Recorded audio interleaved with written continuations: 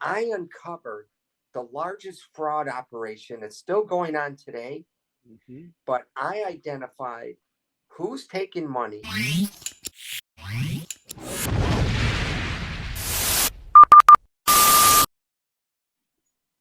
All right, everybody, welcome to the most recent episode of WarriorCast. I have with me the legend, the child prodigy turned innovator, and Nikola Tesla of sorts. And you will learn about more of this as we go along. Philip Abraham. Phil, how are you today? Oh, I'm doing good. Thank you for having me here. Okay, so it's our pleasure having you here, and we hunted you down and found you because you are the guy, so everybody knows that we believe will resurrect CeFi. So in the wake of Celsius burning down, right? In the wake of FTX and Alameda and that whole shtick, you know how that went, and these other insolvencies, we know there's problems. I assert today that by the end of this cast, people will know that there's a solution and that one is forthcoming, much based on literally just how you've intersected with EmergentTech to date. Like it already exists. Its application, just in certain areas, would be the solution. So that's my assertion. Let's see if we can get there. Okay. All right. We will. So yeah, we will. All right. So, but I want to start off. So some time ago, I think it was a couple of years, from the Raptors to the cloud, right? From the Raptors to the cloud. Yeah. There was a publication on you. It was like super long article. It was like 9 pages or something, which is atypical. Yeah. Because like they wanted to sort of draw attention to you for good cause. So just to give everybody an idea, just give me a little brief synopsis of what that article was, just so it's coming from you. Yeah, sure. Well, as a young man in 6th grade, I ran away from home actually, and I was living in the rafters of a garage. And now I work deep in the cloud. So the journalist wrote the article From the Rafters to the Cloud. That's where the name came from. And then when Kmart was the largest retailer in the world, when I was a young man, about 18 years old, I figured out a way to move much of Kmart to the cloud. It's considered probably the largest migration to the cloud in the history of migration. And this was back before. This was back before Google. This was back before. Okay, so this is sort of innovative, if you will. Yes. Yeah, and I was really before the Steve Jobs and Bill Gates and these guys. I actually came before them, and I was innovating actually more than them. It's just that I didn't understand at that young age the marketing and everything.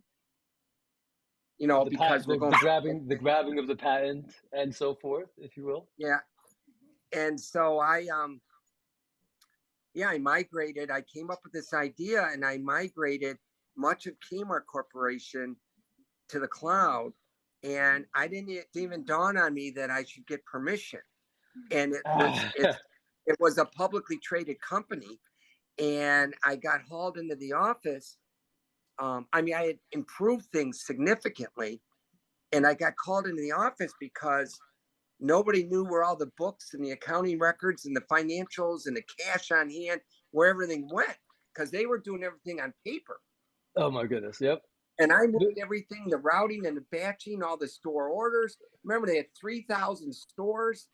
They had millions of orders every day. I made the whole thing disappear. Wait. So this was the 80s? This was in the, what? Give us the decade so people understand how profound this is. Well, 1978, but really more 1980. Yeah, 1980, you do one of the largest migrations to the cloud, which no one knows about for 20 years afterwards. And now everyone's freaking this shit out. They're like, where is our stuff? You get hauled in, you're 18 or 19, whatever. And what's your response? First off, I had the chairman of the board. Now, remember, this company at the time was considered like a Google. It was the best company in the world. It was wealthy. It was strong. And I had the chairman of the board drilling. And then some of his henchmen were screaming at me. And I'm looking at them like, why are they yelling at me? I didn't even understand why they're yelling at me. Because, you know, it's like when Steve Jobs migrated all the music into the world to one little, you know, little tool, Pocket right? thing. Mm-hmm. Yeah. Yeah. And so I migrated all of Kmart into one little thumb drive, basically. And I wrote the algorithms that did all the mathematics and scheduling, and everything was done with one push of a button. And this was then, and it just freaked everybody out. Yeah. And I got yelled at, and it's all documented in that article, from the rafters to the cloud. And then, about 2 weeks later, they made me promise I would never ever do something like that again. Without letting them know. Watch this. I did half of the company, and I got in trouble. And I mean, I thought I was going to get my butt kicked. Mm-hmm. We're going to get into that trend. What? Yeah, but go ahead. We're going to get into that common trend, a thread, yeah, if you will. Yeah. Yes. Well, they made me promise I would never do that again. And you know what I did? I can't even believe I did this.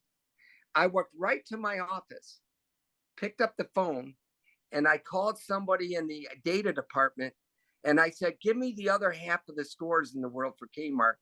I want to add them to the other half. And that next day, I did the whole company for the whole world after I got yelled at. So wait, I want to know, how long did it take after they were going to, advise you their power via their henchmen, let's say? Did it take for them to realize that you just did something that likely saved them, I mean, untold amount of money in supply chain efficiencies? Actually, what happened was then, a couple months later, they gave me a plaque, an award. And they gave me from promising to beat you down to a plaque in months. And they gave me a $50 gift certificate, which back then would be like $1,000, and they gave me a promotion. And then from there, they sent me to Walmart, even though I was a Kmart executive, to show Walmart how to do everything I did for Kmart. And Walmart took it and beat Kmart's ears in with it. Wow. Yeah. Kmart sent you over to Walmart after they realized that the gem they had, that wasn't really a smart business move. Well, they had no idea. They thought I was just some rum dump. They had no idea. Okay, they had no idea what I was capable of. What the ultimate effect of your capabilities would represent relative to the balance sheet, because they're both publicly traded companies at the time, right? Yeah. Well, yeah, right. They were. Okay, so I mean, okay, but I want to go back though, right? Because so you were a child prodigy, and I don't know what they call child prodigies once they're older, but a prodigy, right? I guess. And then so, what was it like growing up? Because right now our system focuses more on the downtrodden than on the most capable. They do more to try to. They're not doing much to foster the people with the most capabilities right now, right? I'm just saying, just get out of their way. Like, that's the best you can do. So tell me what it was like growing up with this brain that was just innovating 10 years, 20 years before the concept came up. And it was just socially. What was that like? I'll tell you, first off, thank you for asking that question, because it's been a troubling life for me, actually, personally. Yeah. Because my brain kept constantly creating all this cool stuff, right? But the system that I live in didn't want to embrace it. Yep. For example, the vice chairman of General Motors pulled me in and said, we like your thesis paper in grad school, which, by the way, I was doing my thesis paper on running companies without software. Now watch this. Here's my thesis paper. Running companies without software, eliminating IT departments, and making complex corporations disappear. That's what I did my thesis paper on. And then General Motors gets a hold of me and they said, we like your thesis paper. And they said, we want you to look at every process, practice, and procedure in the world for General Motors and make us disappear. Make us disappear. Okay. Wait. They did this on the heels of what you've already. So they probably what? They sniped you from Kmart Well, actually, in between there, I had a stop off for. with I Domino's. worked for Tom Monahan at Domino's Pizza headquarters. Right. So you did something really big there. But Yeah. before we jump on that, I really want to go back to. So, I mean, you were in a system and you are exhibiting things that people can't even get their mind on. So the response is not, oh wow, let me raise this kid up, let me put him in all the No, positions, I let me got get him. brutalized. Yes, I want you to get into that because this is a situation that a lot of prodigies who we're happy, like we're very fortunate to be speaking to. But this is a common thing, and it's been going on for like way too long. What Well, was happening? What was happening I'll to you? tell you. Well, I'll tell you, I got brutalized, and it wasn't just at Kmart, or I did some wild stuff for Tom Monahan at Domino's, and wild stuff for General Motors, but it never ended. If I get a chance to talk about what I did in healthcare, and I can't even tell you how many death threats I've gotten, and and when I got into complexity science, which I didn't even mention to you, I'm an expert in complexity science, which is the ability to predict 6 to 12 months before the event happens with 90% accuracy. Okay. To predict And what domain of phenomena? what do you mean? Like any so predict what? Predict Oh, okay. I'll give you financials. an example. Any vertical you want to pick. So we'll pick some. In hospitals, I can tell a hospital 7 months from now what their patient mix will be that day. So today, I could tell a hospital in 7 months, you're going to have, 6 gallbladder surgeries, 9 pregnant moms, 4 gunshot wounds, whatever. And I apologize to the dog barking. No, he's great. He's great. I love it. Go ahead. Okay. So then in retail, I could tell Walmart 6 to 12 months what the busy mom's going to walk in the store and buy with 95% accuracy. Do you That's know how insane. important it is to Yeah. Walmart to Okay. know? Right. Oh my God. So yeah. So let everyone let everyone else know. So guys, this has to do with being able to project cash flows. This has to do with Yeah. managing inventory. The way this hits your the financial health of the company is almost immeasurable. It's almost like, I mean, how do you even? It fundamentally changes the landscape with which the certainty, the foundation that you're operating on. So you gave these guys a competitive edge that they didn't have, this ability to predict the complexity science that you talked about. So All right. I want to kind of go chronological so people understand. So you had, so yeah, so again, child prodigy, the publication comes out, everyone read it. Then moving into Kmart. So now you were, 18 at the time. You went all the way up. You were there for over a decade. This is like 20 years before Google became a thing, right, or whatever. And then you're moving on. Then you're in Domino's, right? So you get brought into Domino's. Wow. Do you get sniped? Do you get sniped by Domino's, or do you take the job? I Like, what I, happened? Did you? I was actually, watch this. I'm at Kmart, and this big tall guy walks into my office and sits down in a suit, and he says, "Mr. Monahan wants to see you. You now work for us." That's how it happened. And I go, "Oh no." I was a 16-year Kmart guy, right? Right, right. And I said, "Oh no, I'm going to work here till I die." And he said, "No, you're not. You're working for us." And I went over there, and uh, and I'm working for Monahan, and I'm doing supply chain stuff. And the vice president of finance calls me. He says, "I want to see you in my office." I go, "All right." So I go in there, and he says to me, "Are you in any trouble?" And I go, "No, why?" He says, "Mr. Monahan wants to see you right now." He goes, "Are you sure you're not in any trouble?" I go, "No, not that I know of." So I go up there. Mr. Monahan tells me, he says, "Phil, I'm going to tell you something no one knows. I'm going to sell the company," he says. "But the people that are buying it," said, he had some magical number. That number was he wanted $1 billion, which was a lot of money back then, right? But they wouldn't give him the $1 billion unless they implemented a centralized ERP software tool like Oracle, SAP, and this stuff, right? So Mr. Monahan told me, he said, "Phil, I want you to go look at every software in the world. Go take a whole year, he said. And I said, but Mr. Monahan, I'm a supply chain expert. And he said, you invented Managistics. I want you to go look at every software in the world. Take a year, he said. So I did, right?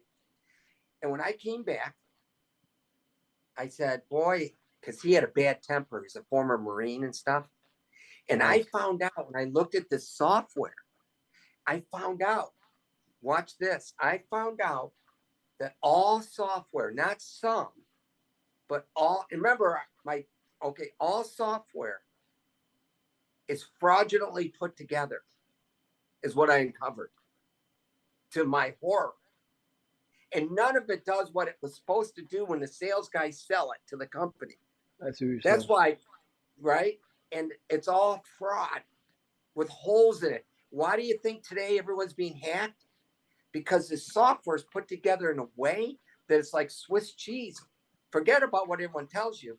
It's a horror show, right? We're going to get into that. We're going to get into that big time. Yeah. Yeah.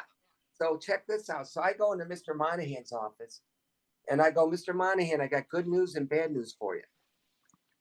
He said, what's the good news?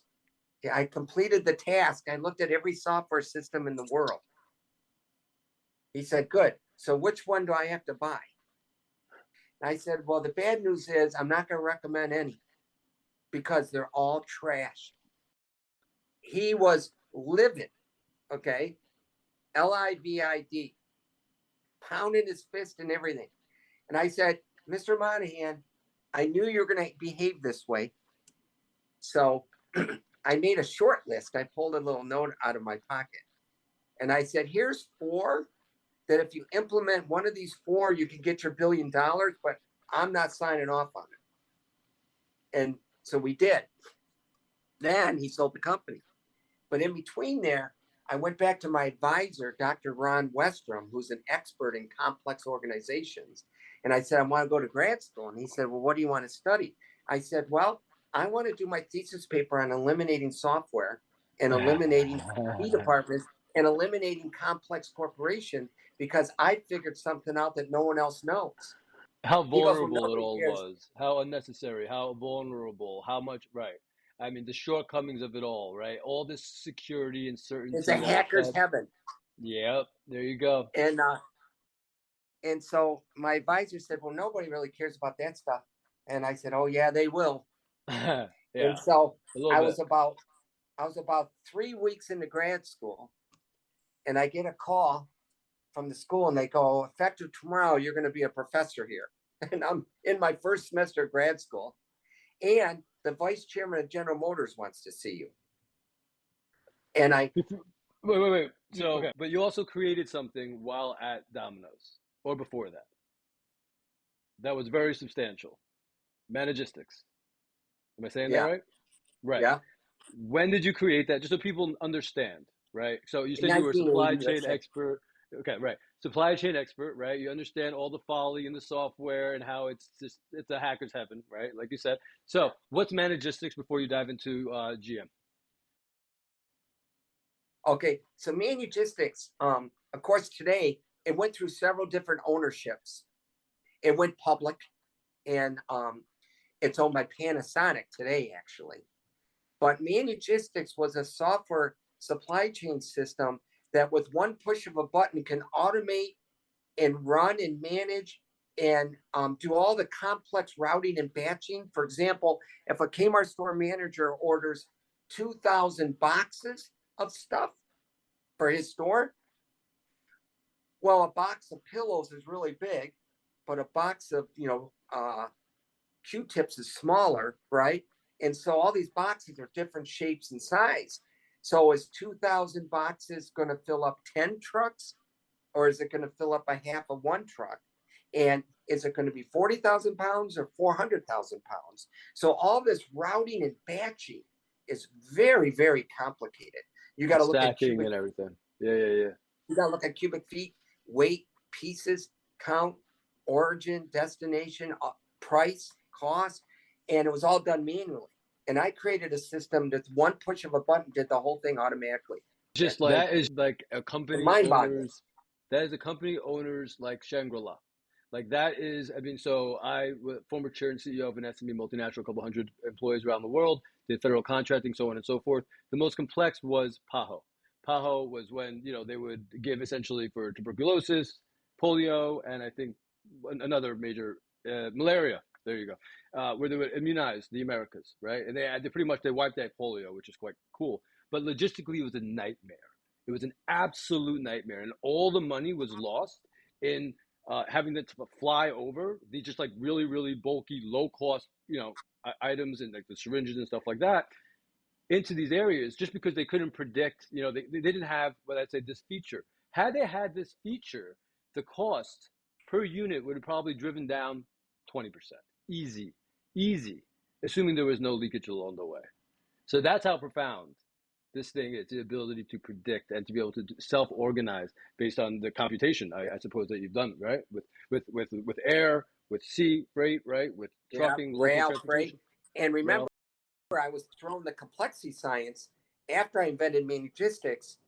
When Kmart promoted me, I created complexity science. So then I was telling my bosses, you know, this is how many warehouse people, how many boxes we're going to ship, how many trucks we're going to need, so on and so forth, 6 months from now. And we ran our system, the distribution center I was at, we were so far in first place above all the other ones, they didn't even know what to do with me. So they sent me to Walmart. Yeah, probably wasn't the smartest idea, but yeah. No, it wasn't. It wasn't. Please tell people what happened after. Yeah, well, of course, Kmart's no longer around and Walmart's king, right? Because Walmart took me serious. They put me in a room with these managers with white shirts on, and every word that came out of my mouth, they wrote down. And it was scary because Kmart, everyone fought me. These guys stood straight up in their chair, took notes, and did exactly what I told them to do. So I'm really the godfather of the world-renowned Walmart supply chain. That people that I don't brag about or nothing, but you know, Walmart has a Walmart subsidiary that does trucking. When I was at Kmart, another thing I did, by the way, after I got promoted, I had these Kmart trucks going to the stores loaded and they were empty coming back. So I went and created a trucking company. Yep. With Kmart's name. And when I asked permission for Kmart headquarters, they told me I couldn't. And I went and did that. And I started hauling freight for Walmart and General Motors. And in Florida, I was hauling containers to the ports for Puerto Rico. And then I was picking up empties and bringing them back. And I had so much money mailed to me. And so my boss would open my mail. And every day he would set a stack of checks of cash to me. And he goes, I don't know what you're doing, Phil, but I'm going to code this so that all this money you're bringing into me, I'm going to have it offset your costs. So I had actually achieved what they call cost per hundredweight. I had achieved zero cost per hundredweight because I was doing all this business for everyone else and they were giving me money. And then I was using that to offset my Kmart costs. Yep. And then Walmart, I was sent to Walmart and they took that idea. So where Kmart kind of poo-pooed it, I did it anyways. Walmart took it worldwide. And they have a subsidiary company. If you see a Walmart truck on the freeway on the door, you'll see Walmart Transportation, a subsidiary of Walmart. I actually yeah. By the way, my zero cost per hundredweight, I actually showed Walmart that. And to this day, what people don't know, if there's a Walmart across the street from a Target, and let's say they're both selling a baseball glove for $12, and let's say they're both making about 50 cents profit, Walmart can cut theirs back another nickel, let's say, you know, and to beat Target's price. But the truth of the matter is, they could probably cut about $8 out. And they don't want anyone to know that. The profit margins for Walmart are insane because I showed them how to drive all their costs down out. in the supply chain, in the shipping and the logistics. Well, 50 where most cents on every 50 cents on every retailer's cost is in supply chain. So That's what I people don't showed them how to understand. bring that to zero. But let's talk about that a little bit because people don't quite understand. Here's supply chain; they don't quite understand. So I mean, let's talk. I mean, so cost of energy, right now, how that affects cost, and then also the ability to, let's say, charge. If you can hack the supply chain, as you sort of did, right, is you optimize for everything and you gave them a competitive advantage. It's like that's going to hit the consumer differently if there's competition, or they just maintain a huge margin and they're making out like bandits. But over time, the idea would be that this idea that you had, which you should have patented, but again, you were young and you were just going for it, right? And so that's why I said sort of a Nikola Tesla story, is that then eventually these other people will replicate it and that will bring down price. But like, so I want to get into supply chain, but you've done a lot more. So you've done so much. I want to just try to do the whole arc within a reasonable time. So we're going to skip over a few things, but not the most important thing. So 9/11 happens, right? Tragedy. It like brings the whole country together, like about time, right? We needed it for the country to come together, at least. That was a bad way to bring them together, but at least Yeah. they came together. And how we responded, not the best, but whatever. This is how it is. Tragic event. You get a call. As much as you're comfortable with sharing, please walk us through that call. Yeah, that was a weird one because I was now lecturing at the college. And one day after class, this man approached me and he said, I work for the Secretary of Defense at the Pentagon. He tells me. And I'm all frazzled. I just got done lecturing to my students in dealing with the vice chairman of General Motors and all this stuff going on in my life. And I said, oh, well, what do you need me for? He says, well, we know where you live and we'd like to take you to breakfast. There's a restaurant right by your house. He started off this. We know where you live. And by the way, there's this beautiful place we can have brunch. Yes, please continue. It's great. That's So I meet at this restaurant. I'm thinking I'm going to get a free breakfast, right? And I sit down with this guy, and I found out later, had extremely high top secret clearance, like crazy high. Right. And I'm talking to this guy, and he says, Phil, we have some problems with the banking system, and we need you to look at some things. And it's very important that you do it. And we've been listening to your lectures, he said. We've been listening to your lectures, and we know how your brain works and how you operate. And I never knew they were listening to my lectures. I think that's the point. Yep. And so I said, okay. So they took me to a bank in Ann Arbor. And they took me to the basement of this bank. And they had these people in suits. And they shut the door. And these government people started to lay out this really horrific problem that while the 9/11 was happening and everybody was freaked out, there was bad guys over there messing with the banks. And no one knows there about was, this. Yeah. right. To this day, I'm the only one that ever talks about this stuff. The other guys, they don't talk about it. And so they said there's so much chaos in all these conflicting software systems that we think all your work on disparate systems, and I've spent a life on identifying all these different software systems and the disparity and the disparate systems, and why is the data not where it's supposed to be, and so on and so forth. And so I spent some time with these guys looking at different banking scenarios and information to help pinpoint in my crazy way of doing things where the problem was and what they had to do to solve it. At least, solve it as best as they could, because it was pretty ugly. I can say that. There's some pretty big monsters out there. Yes, there are. Yeah, and And so that went concluded well, I would imagine, as well. oh yeah, went pretty good. Yeah, and Okay, so right now you're on the government's radar. They know what you're capable of. Well, and And I went through several years where they had cars parked in front of my house. uh-huh. Yeah, Yeah, and because they want to give you morning hugs. That's what it is. yeah, and That's what it is. I That's used to run out and knock on the window, and they would drive away. why. And then my neighbors would say, "What are all these strange cars doing out there?" And to this day, I tell them, I don't know why. I just know that they think I'm onto something. That's for damn sure. Yeah, well, Philip, we're going to develop a comfortable and friendly relationship with Yeah. the government because they realize now perhaps that they're not as secure as they thought they were.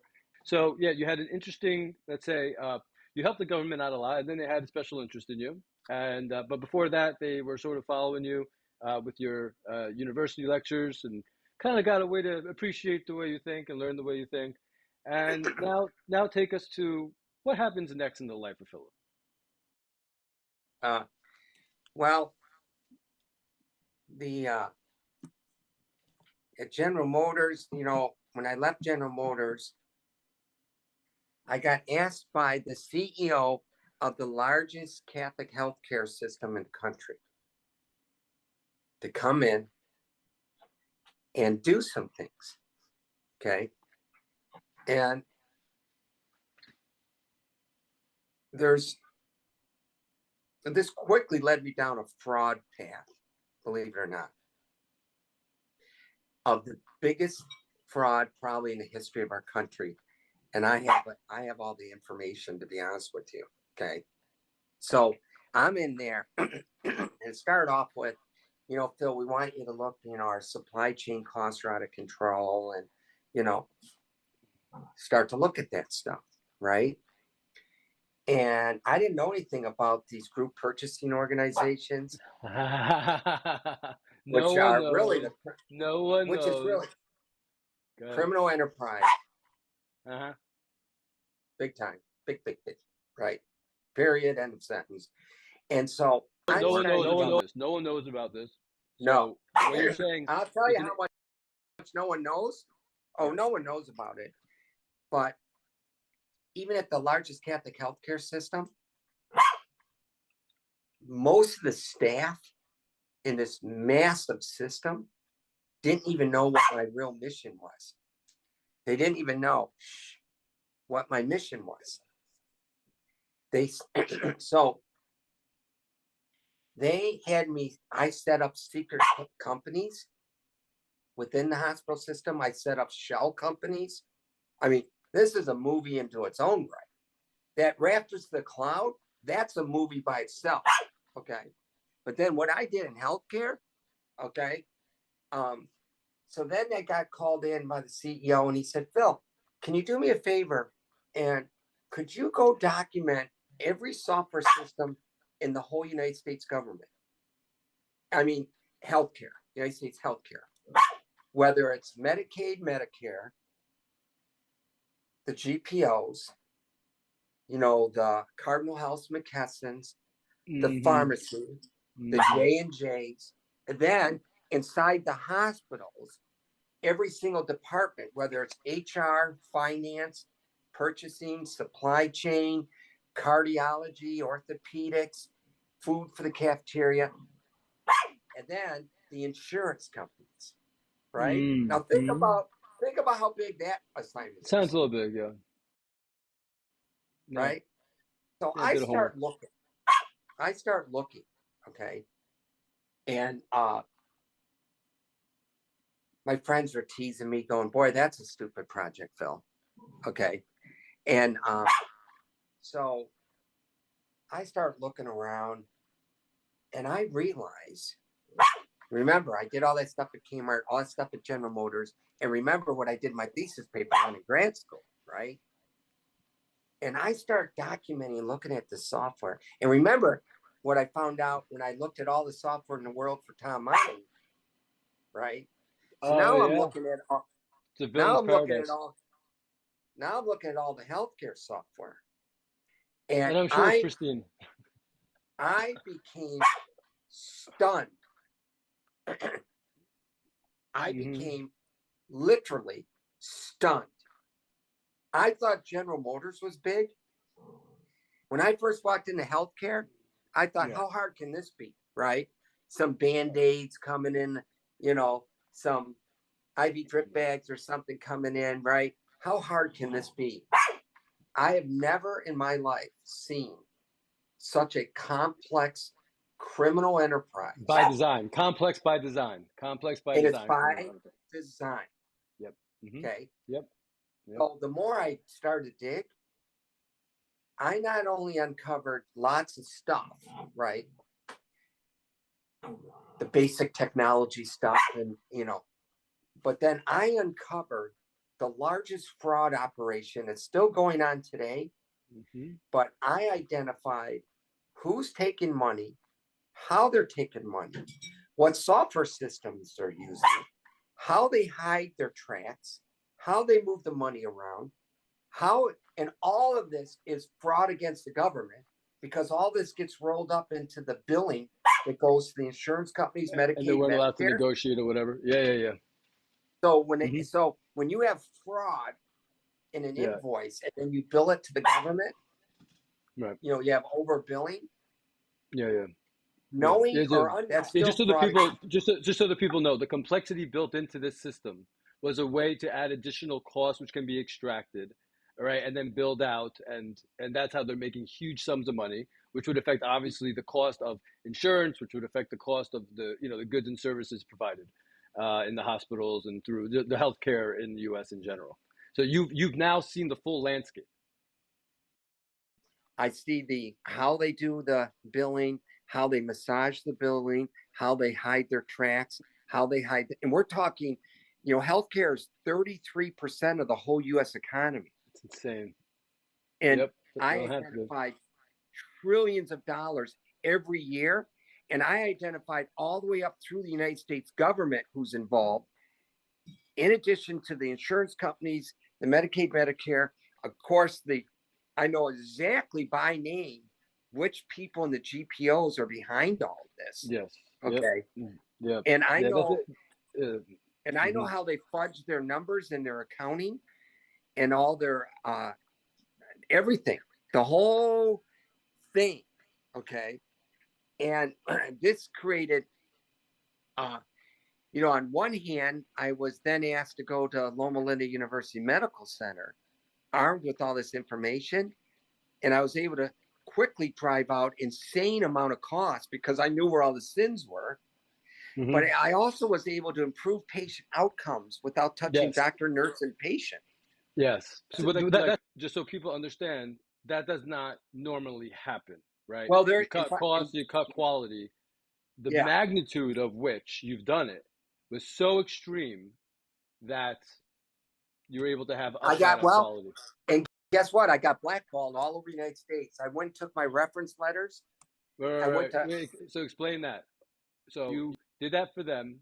That's demonstrated. Now people know you understand the landscape, and you're able to short the mafia, if you will. And now,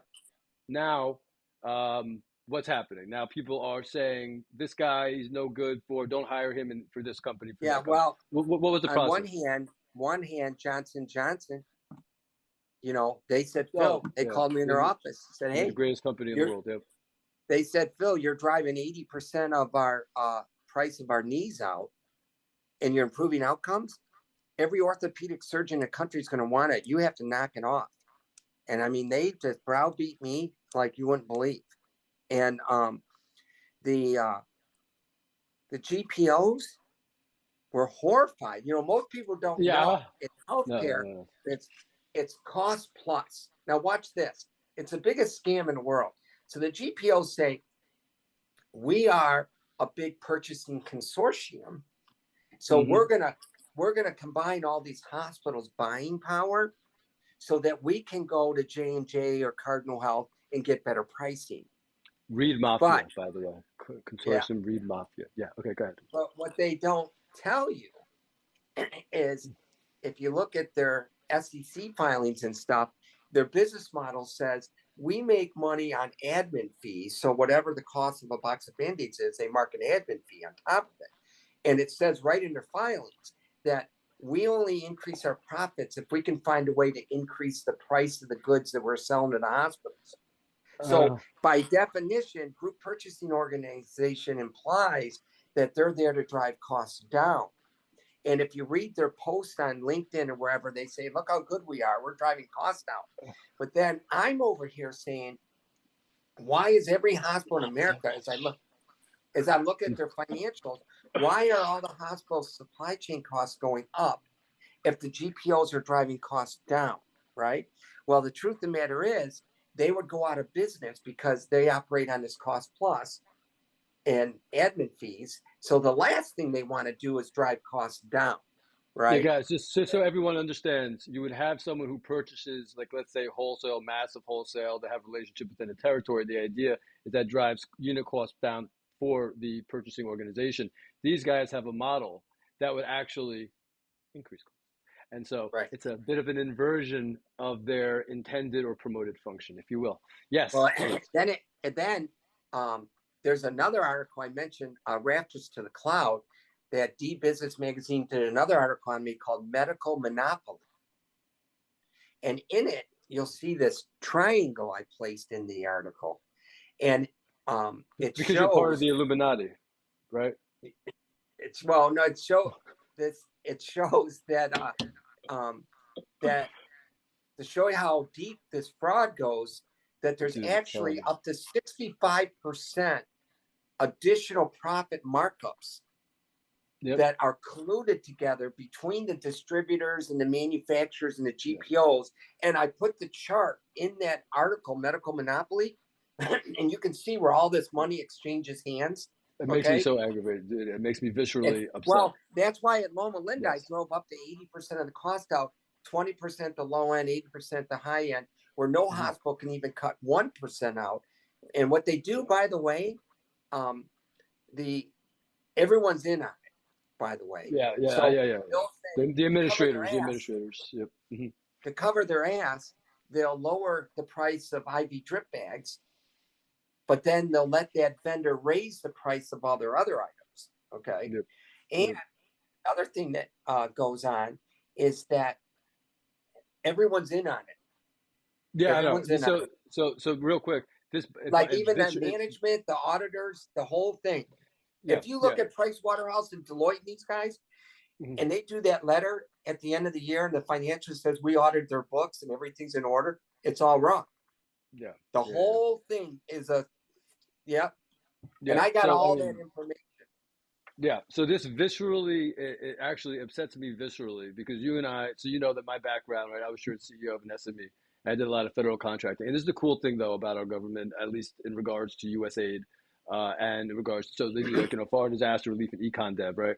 And then PAHO, right? So they do immunization of malaria, tuberculosis, and polio. They actually were the ones, I guess, they were the innovator, the patent holder. He's the one who started the fund. And it's not like, gimme freebies, right? It's like, no, you got to pay for it. So they do a low interest loan and then everyone pays, I think minus Haiti. That's gifted or however that goes. But so when I walk into the USAID, because we did a lot of government contracts, like with ministries of health and through our distributorships, we had our own. So I'm like, so the guys in charge, I'm like, you realize that, like, dealing with NGOs, we're putting on like a 15% markup, right? That's reasonable stuff, and we're not like downgrading the quality with anything because that's how it should be. And we're like, we've calculated that roughly 50 cents landed on every dollar sent in the forms of goods and services is actually being received by the intended recipient. And then so you think they're going to be like, oh no, you exposed us and blah blah blah. No, that's not what happened. He goes to me, this person rather goes to me, and says, Mike. So this was before the March. So I had said 35 cents every dollar, right? And he goes, Mike, it's actually 25 cents. I'm like, so I'm gonna take his word for it. And then after that, I mean, so I can't get on it now, but we will be addressing this downstream once this Celsius FTX thing is taken care of. Is that he was so eager for a solution that he would walk me through exactly how to get qualified for that specific domain of bidding, right, to qualify for that, to be part of that bidding process, because we weren't the Cardinal Healths, we were an SME, right? And so, and we can get into all this emergency relief and essentially, all this money missing along the supply chain and how it's covered up. The same thing with overseas economic development, the same thing with foreign disaster relief, right? And it's just, we can half the burden on the taxpayer or more. We can double the positive impact, right? We can half, we can double, we can do a combination of the two, or as Phil did, decrease the prices like substantially while increasing quality. So the problem is complexity baked into a system, that's fake costs, that's leakage, and they didn't love you finding it, by the way, right? Or, other people didn't. And that's how you're going to be approached. When you find a problem, the systemic problem to the solution, they're not going to award you with a nice shiny thing. No. You're going to go on a list, a blacklist, right? But, so okay. Again, we're going to be getting into a lot, and there's too much to cover in one cast. So we're just going to now center into one area, right? Because, or else we can go. I mean, one of the most interesting men around today. So follow him on his socials. Description in below. Connect with him. So we're going to be boosting you up, but also we're going to be talking about what happened with C5 recently. So Celsius, FTX, et cetera, right? So a lot of the yield generating supposedly was done in DeFi, right, through these AMMs or whatever. And as we know, DeFi, from what you said on software, it's just more generally, it's a villain's den, right? It's just, how much juice do you have? Like, is it cost prohibit to do the hack or not, right? But is a hack possible? Oh, yeah, it is. So you then enter this, Web 2 software environment, right? And then breaking down complexity, like, holy, this is not the right thing going on, right? Now you are introduced, you're on the board, and you're COO of Dragon Chain. So for those not familiar, can you give us a little bit on Dragon Chain pre-fill and post-fill? Sure. So Dragon Chain's interesting because they were born at Disney, actually. Mm-hmm. So it's kind of a very interesting company. And they brought Joe Rotes in. He was actually doing some government work with top secret clearance and stuff like that. And they brought him in, and Disney wanted like the best blockchain built. And so Joe was heading that up. And this is early in the blockchain world. I tell people that arguably Joe might be he's one of the, founding fathers of blockchain, if you think about it, because he was in early, but he did one thing different. He went and got 5 of the best patents you could ask for. That was his business savviness. So it's not like they didn't exist. It's just that he was smart enough to grab them and write them the right way. And meanwhile, Disney said, "Hey, Joe." And then Disney says, "Hey, Joe, we don't really want to go into blockchain. We're going to shift. It's a big company. They have a lot of divisions. We're going to move our money elsewhere. And so we're not going to do blockchain. And the short answer is, we're going to let you keep the blockchain, but you have to change the name. So instead of it calling Disney, he calls it Dragon Chain, because they have a lot of dragons and stuff in their cartoons and movies and whatever. So he called it Dragon Chain. And they said, okay. And they went to the legal paperwork, and now Joe owns it all.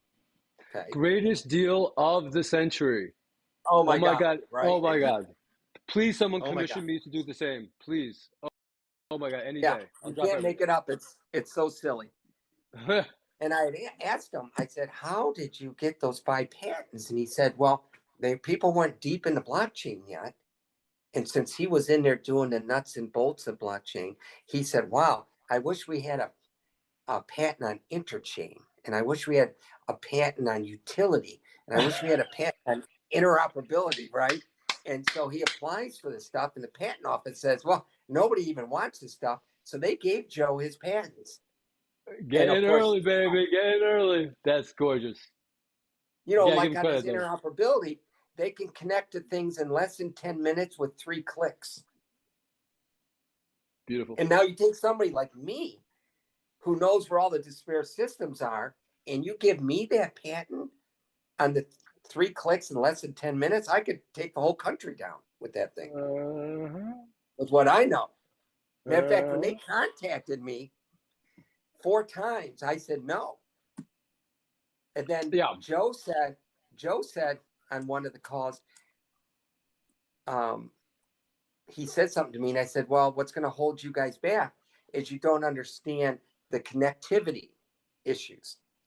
He goes, oh, we have a patent on connectivity, interoperability. And when he said those words to me, I thought, oh my gosh, with that tool in my brain, I can move mountains. Okay, so let's just stop right there for people who are not deep in interoperability, right? So there's different chains, right? They have the different, say, substrates whereby value can be moved, right, for digital currencies, NFTs, and so forth. So what is interoperability, please? Well, they have two things different. They have interchain, jumping from one chain to another, and that's very important. And then they have very vulnerable, right? Yeah. And they have, and I'll get to my quantum piece, right? And then I want to get you to the quantum piece. Okay. But they have interoperability. So if Phil says the answer is over there in that bucket of 5,000 different systems, and I know which 10 to grab, his patent goes after it really, really quick and brings it over. And now it's all on the chain. It's a very, very, very, like, if people understood what I like that. Well, yeah, it can crush the competition, actually. Yeah, so let's just talk about that for a second, right? So when you're grabbing data from one area to import into another area, what's the use case? And like, okay, so for example, if you have accurate financial data and you're looking to place a trade, right? So usually the stock market a long time ago, they realized maybe we should place our servers, next to these hubs, right? And then we'll get that like 2-second, 1.5 second, whatever it was, and then they front ran every trade. So essentially, this is that, right? I mean, that's the idea.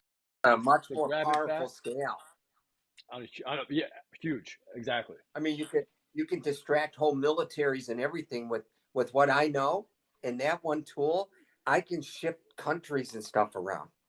Yes, that's why those people are parked in front of my house, because I can shift. And you throw in the complexity science, and now you can really move the needle in a big way. You can change the world and really improve it in a big way. In a big way. People don't even understand. You need a strong defense line, though. You need a strong defensive line, and you need a good strategy, and you need to be a part of, I'm going to say, like a partnership with the dynastic family structure who has history with the government, because that's what brings you in the door. You do establish the relationship, but the idea is it has to be based on principle, right? Because it's not about the backdoor opaqueness. It's about open. It's about truth. You're the pursuit of truth. Damn the consequences. You and I, that's how we're kindred spirits. And it's like, we can go forward and do a lot of good, but we have to pay our dues, as it were, right? And to be able to introduce at least an opt-in, the ability, because you know what happens when systems goes wrong. There's solar winds. We can discuss that or not, whatever it was. But that's a real thing, guys. That's a real thing. I mean, you think, like, if national security was a real issue, right? Which it is, yeah? Then we should probably put a focus on disparate systems, right? How information is collected, how fast things move, and maybe how to protect the existing systems that we have. So I want to move into that. That's very important right now, because right now there are tens of billions of dollars of assets that won't be returned probably to the creditors. It's middle class, working class. We used to be a majority middle class country, not anymore. It's not happening. Hopefully that will be restored in short time. And so, I'm involved with it's a Celsius Earn Committee, so it represents the largest pool, but we're also in connection with the other like little groups, right? So if it's like, loans, it's the second biggest one, and then they're the smaller use cases, and they always try to negotiate with the small ones and then screw over the big pie. That's always what they try to do, so they try to extract from that. So anyway, long story short, we're in the middle of that, but we only put that cause in there because it was an emergency thing that popped off. What we were going to go straight for was the blockchain integration for USAID, foreign disaster relief, econ dev, using Web3 ID to be able to track things longitudinally. So while ensuring not 50 cents is received rather than the dollar cent, dollar received, and you can track its efficacy over time. However, going back to C5, right? So that was the initial aim, but then we had to go to C5. So what I'm trying to explain to these guys, and I'm not going to mention them by name, but I know a lot of the guys who own these C5 platforms, they know, and what now Earn is beginning to learn right now is that the C5 IP that Celsius has, for example, isn't worth anything to anybody, because C5 knows that essentially everyone in the C5 biz, this is the reality, guys, because we're pursuing truth, and although our partners, like, they would say the same thing. Until we secure DeFi, the expectation that C5 brings, the consumer forward, Web 2 interfaces, whatever, the yield is generated in DeFi. And if you don't want to see another C5 implosion, if you want to see a resurrection, if you will, of C5, then you got to protect DeFi. And so,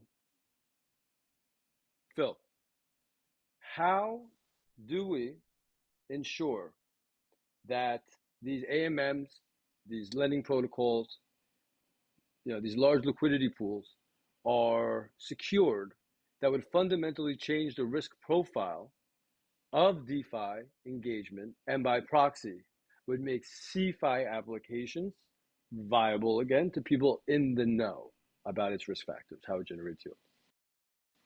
Well, I forgot to mention on our pre-call, I'm actually involved in a decentralized crypto ledger called D-Books for decentralized books. And there we're going to build in if you want to talk about, do you want to talk about the quantum yet? Or yeah, this is time to get into quantum, right? Exactly. Yeah. So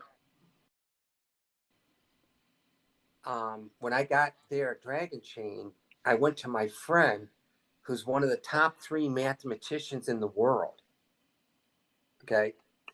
And in set theory, which is what they use for all this cryptology and everything. And I went to Joe at Dragon Chain and I said, hey, Joe, and we're going to talk about SolarWinds and the CIA and this all at once. Okay. So I said, Joe, I'd like to create the first ever quantum post-quantum encrypted blockchain, if you would allow it. And they didn't know this Dr. Al guy, right? And I said, I talked to Dr. Al, and he's prepared to download his algorithms, which, wait till I explain these, it's going to freak you out, and download it inside the guts of Dragon Chain. So we have a verbal agreement, and Dr. Al says, Phil, I might not allow that to go forward because I'm going to the CIA in a couple weeks because they want to buy my algorithms, right? Well, meanwhile, the SolarWinds thing's going on. And most people don't know. It's the worst hack in the history of our country. Most people don't know. It got into every server, every accounting sheet, every balance sheet, whether you're at Medicaid, Medicare, General Motors, wherever, it's everywhere, this problem child, under the auspices of SolarWinds, right? It contaminated all of our governmental systems, right? Air Force, Army, Marines, Pentagon, everything. Bank of them, everybody, okay? Yep. So I said, well, Dr. Al, I know you're going to sell it, but would you put it in Dragon Chain? He goes, no. So Dr. Al's team, they go walking into Washington, D.C., and they're like, oh, yeah, this is going to be our payday, right? And they turn to Dr. Al, and they say, hey, we don't want your algorithm anymore. And he's stunned, right? And he says, why? He says, we only want your algorithm if it's on a blockchain because of the SolarWinds.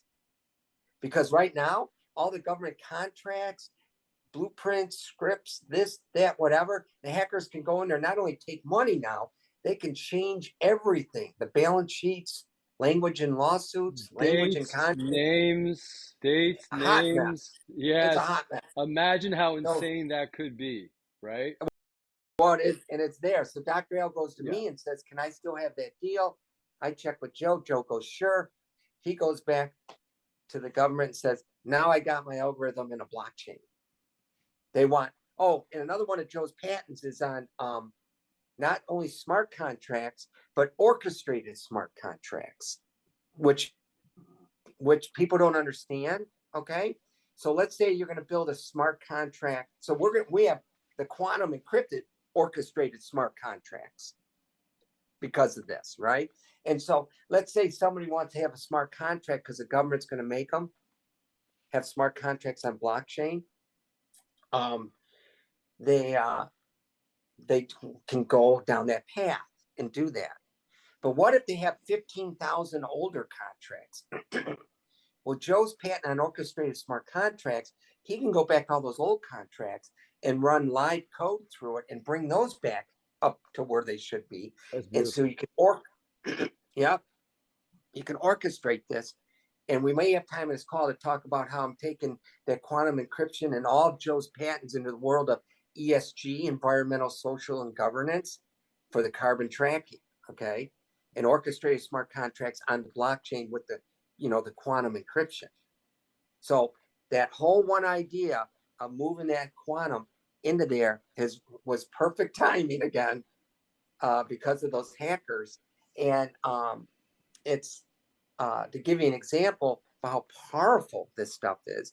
And I had been working with Dr. L for maybe 5 or 7 years prior to me meeting the guys at Dragon Chain. And so like Dr. L has solved for polymorphic random number generators, or poly-RNG. Now this piece might seem technical, but I'll make it easy. All this crypto and cybersecurity stuff's written with random number generation, RNG. And with random number generators, patterns develop in long strings of numbers. And hackers have tools, identifies the patterns, and so on and so forth. Dr. L invented and created and solved polymorphic random number generator. So the string could circle the earth 1 billion times and it'll never be a bad Right. day. Let's just give people an understanding. So the current max cryptography, at least as consumers know it, is what, is it 256. 256, right? So then, like, the new huge thing would be, a 2x. But no. no. Yeah. Okay. So how many orders of magnitude, if you will, from the standard consumer facing, at least, max, are we talking here?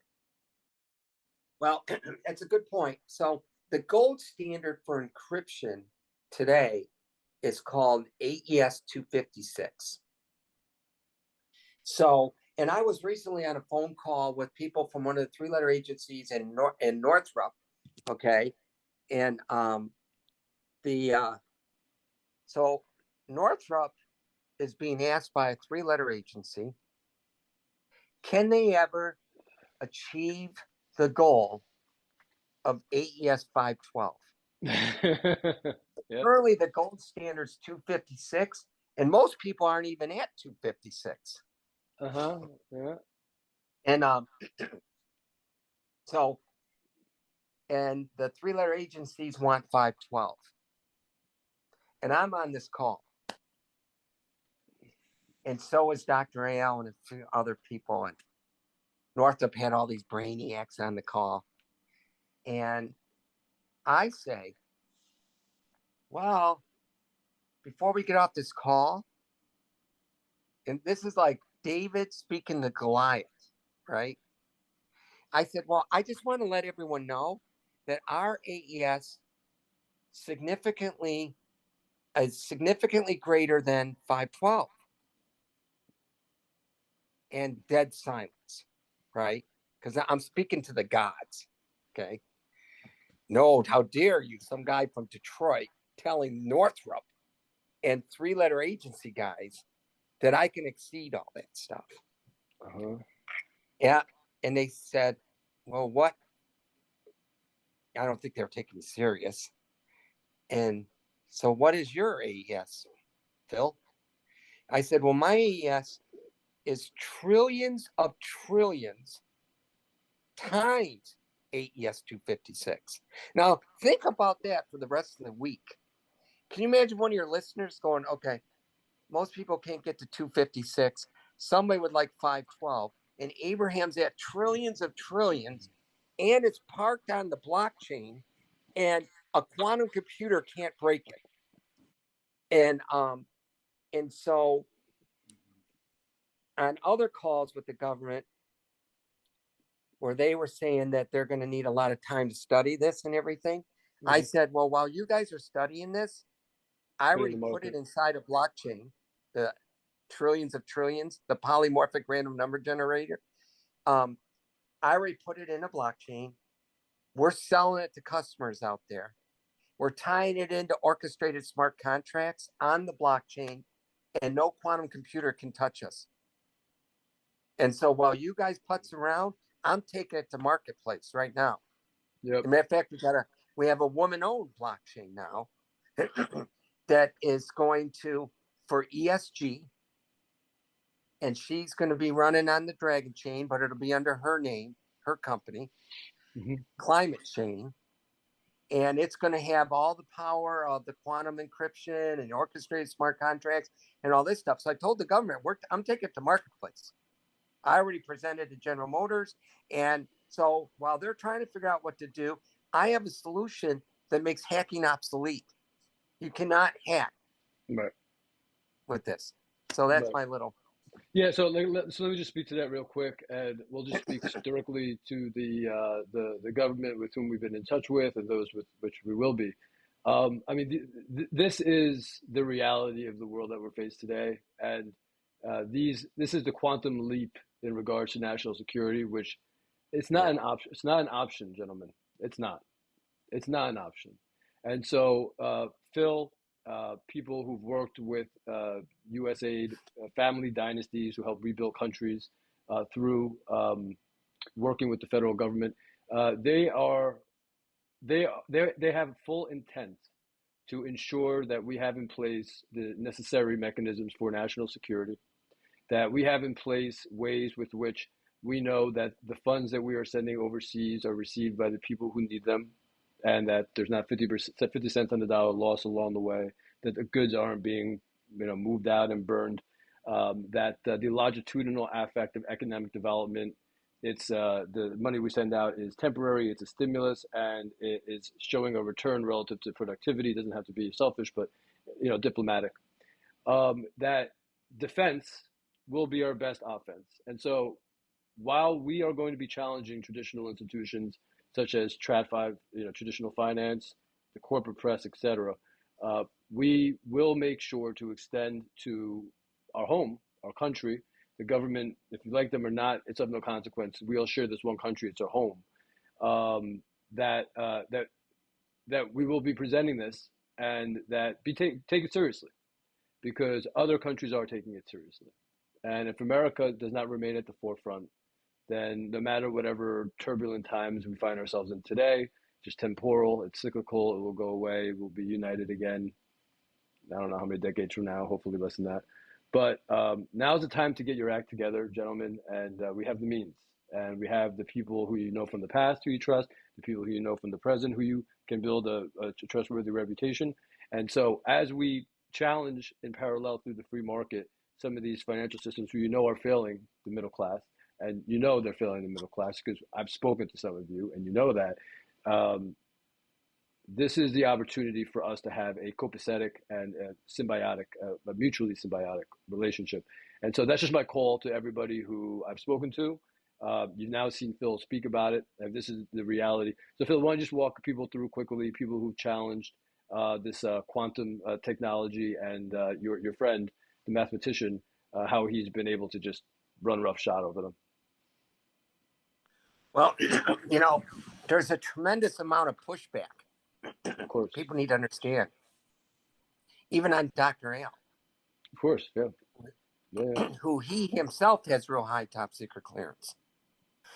But the system and the bureaucracy, there's so much money to be made, and there's so much money invested in this garbage cybersecurity, that even though this hacking is of national security, they're still slow to implement. So that's why I decided to take it out to the public marketplace myself. Yes, that's smart to do and to get the word out there just for safety purposes. But what I'm letting the government know, because I mean, OFAC, you know this, everyone in the government with FCPA dealing with overseas countries and receivables, you know this. Money has to exchange hands to collect in order to facilitate business. If that doesn't happen, it all falls apart. And you know, the aesthetic is right. The ostensible what people see is there's the right way, there's the wrong way, and then there's the only way sometimes, right? To get goods into, let's say, Venezuela. If you're not departing with a couple bucks at the port, you're not going to get them in. Then all these people under Maduro who you're trying to help, what's going to happen? Nothing, zero, right? Nothing. You're not going to help anybody. You're just sending money overseas, and stuff's going to get burned, or it's going to go straight up to the government or the military, right? That's what happens. So FCPA, the people who look at that, they understand that's a reality, and everyone pretends these games that's not a reality, but they understand that's a reality. So I'm speaking to, the people within the system with our understanding that 10 cents, 20 cents, whatever it is embedded as we'll call it leak. It's assumed cost, right? Fine, let that exist. But that can exist, but this is necessary for national security, for national defense, and I mean to maintain our country's position within the world. It's not an option. It's not an option. It's the rate with which you onboard it, and it needs to be soon. So we're going to be, following up, Phil, on subsequent WarriorCast to kind of alert the people once we've resolved this Celsius issue, what's happening with blockchain and the government, but specifically focusing on USAID because national security, they're going to want to keep that secure, which is understandable. But the idea is that we must have and foster a mutually symbiotic relationship, not where we work with them as like they would unilaterally dictate the market. That's fascism. We're anti that, anti that, right? But we do need to make sure that our neighbors are safe, that our personhoods, our families are safe, and our country is safe. And so we will enter the right doors. We will be heard. If we go through the DoD or the USAID, whichever way it goes first, usually it starts DoD, goes to USAID. But that I want everyone to understand this, that CeFi is dead until DeFi is fortified. Period. End of story. There's not going to be a bid for all of Celsius, all of the earn book in Celsius coupled with that IP. It won't happen because CeFi is dead without a fortified DeFi. So when I talk about an EmergentTech stack, I'm talking about fortifying the way with which they can bring in customers, give yield, and without post-quantum mechanisms in place, be it on a chain or a protocol, not going to happen. Not going to happen. Never.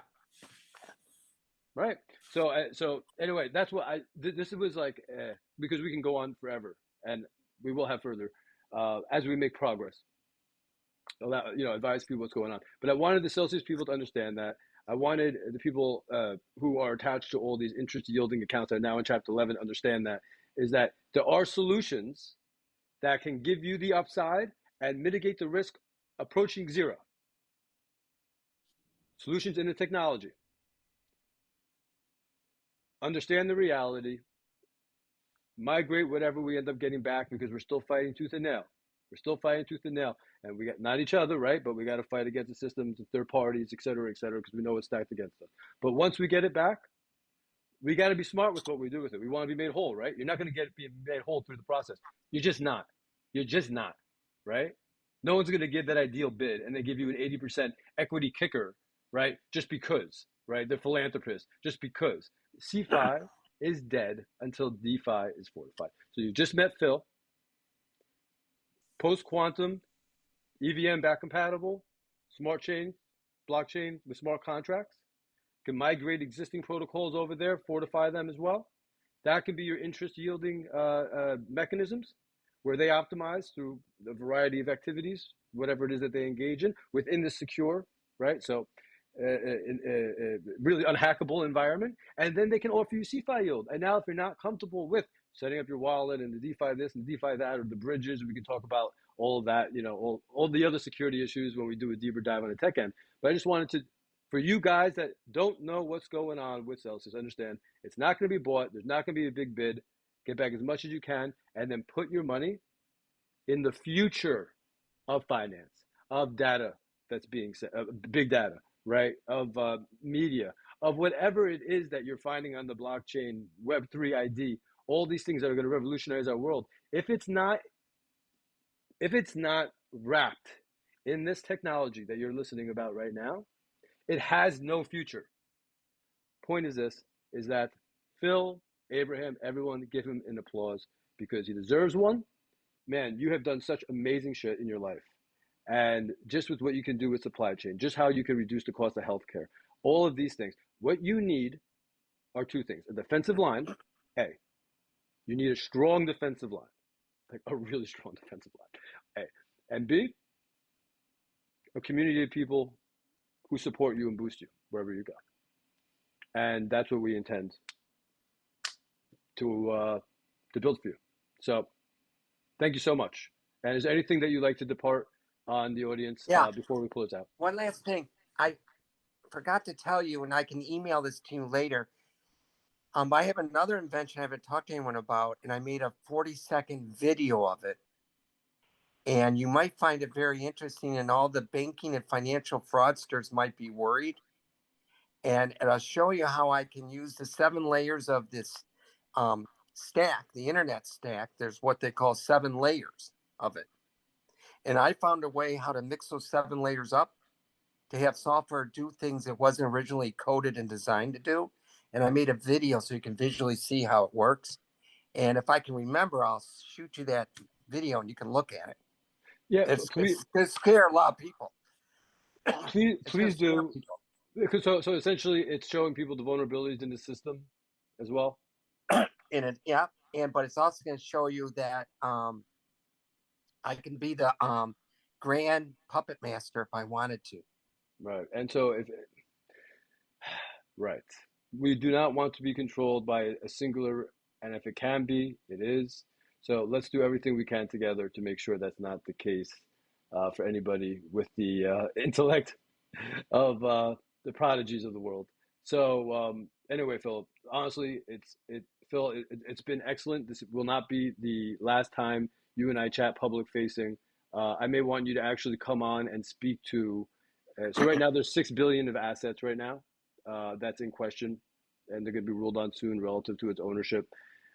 It's just a ridiculous thing that's happening with our bankruptcy proceeding, but whatever. This is what's happening. There's a good judge, thank goodness, but I believe the decision's already been decided, just in the interest of expediency. But there's people that let's say a conference or a Q&A or something like that, like a live stream that we'll do, just so that they understand, right? They understand really why a great competitive bid is likely not forthcoming, and the reality of how they can adjust their living situations. And I think that might be a good idea. So Phil and I will talk about that, and then we'll shoot out a video, let know if that's something that we'll be doing, guys. But follow Philip. All of his socials will be linked in below. And yeah, man, it's been a pleasure having you on.